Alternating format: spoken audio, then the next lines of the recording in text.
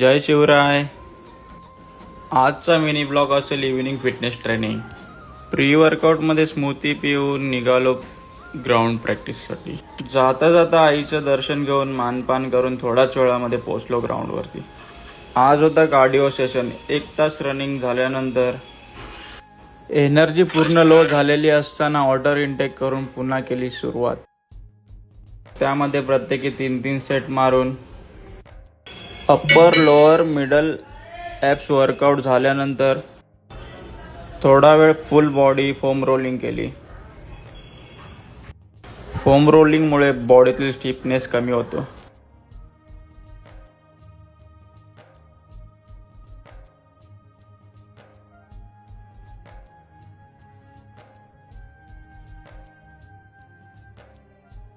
अशा प्रकारे दिवसाच्या संध्याकाळाला विराम लावला आणि बोललो जय श्रीराम.